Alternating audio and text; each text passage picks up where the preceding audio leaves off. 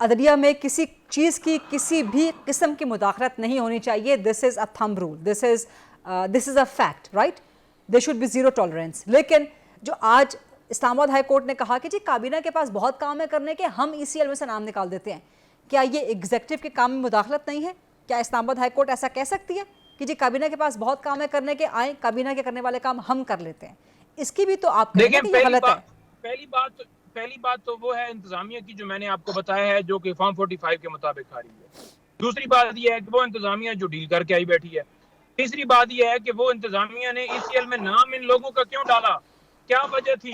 क्या ये गद्दार है? क्या वो गद्दार नहीं है जो मुल्क में सर ये एक अलग डिबेट है नईम साहब, ये एक अलग डिबेट है, ये एक अलग डिबेट है। And after that I would have to go to other participants as well. जेब के ऊपर, हर चीज के ऊपर डाका डालते हैं। जी जी, ये एक अलग डिबेट है। क्या अदालत ये कह सकती है कि काबीना का काम जो है ये करने के बहुत हैं, तो ये काम हम कर सकते हैं? क्या अदालत ये कह सकती है? क्या ये एग्जीक्यूटिव में मुदाखलत नहीं है? तो उन्होंने गलत तरीके से डाला हुआ है नाम ECL में, और हाई कोर्ट के पास पावर है कि वो ECL से नाम निकाल सकती है। हाई कोर्ट के पास पावर है। अच्छा, हाई कोर्ट ने पावर का इस्तेमाल किया है, डायरेक्शन दे सकती है कैबिनेट को। अब ये मतलब ये है कि अगर किसी के साथ ज्यादती हो रही है या कोई पाकिस्तान तहरीक इंसाफ के किसी वर्कर के ऊपर जुल्म सितम हुआ है, उसे अगवा किया गया है या उसके घर में छापा मारा गया है, तो वो अगर जाएगा, जाकर दरखास्त देगा, उसकी दरखास्त सुनी जाएगी, उसके ऊपर एक्शन लिया जाएगा, तो फौरन ये कहा नईम साहब वो नहीं होना चाहिए। नईम साहब वो जितनी बातें आप कर रहे हैं वो नहीं होनी चाहिए।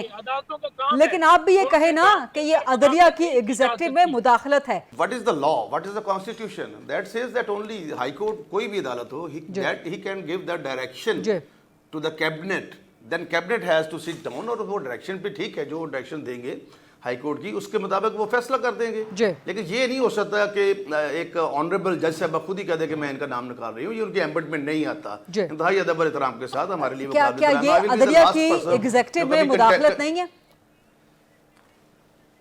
जी खुल्ला मुदाखलत है, मैं कह रहा हूं, लेकिन मैं I will be the last person जो कभी कंटेम्प्चुअस रिमार्क्स बोलूंगा। ये मैं जो अब मैं उनके, क्योंकि उन्होंने फैसला कर दिया है, अब उनके बारे में मैं बात कर रहा हूं कि ये उन्होंने, मैं समझता हूं, एक बहुत बड़ी इलीगैलिटी की है। समर रिफत साहबा ने बहुत बड़ी इलीगैलिटी की है, तो एक कॉन्स्टिट्यूशनल धारा दूसरे की इस तरह से इंटरफेयर नहीं कर सकता। कादिर साहब, क्या ये अदलिया की एग्जीक्यूटिव के उमूर में मुदाखलत नहीं है?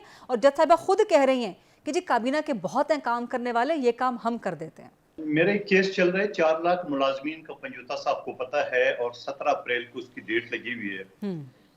6 जज है, अरबाब ताहिर साहब और मियां औरंगजेब साहब, जो पिछले खत में थे, वो हमेशा वो हेयरिंग में ये ताने देते हैं मुझे और सरकारी वकला को कि कादर मंदोखेल की कमेटी, जो मेरी कमेटी थी, स्पेशल कमेटी कौमी असम्बली की, उसने एग्जीक्यूटिव के इख्तियारात में मुदाखलत की है।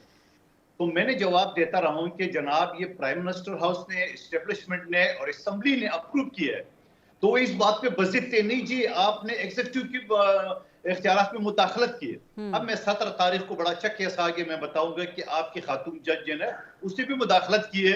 अब आपका मुदाखला ठीक है, मेरा मुदाखलत गलत है, जो मैं कि एक असम्बली का रुकन की हैसियत से और असम्बली की पूरे एक रेजोल्यूशन की वजह से मैंने इख्तियारात इस्तेमाल किए।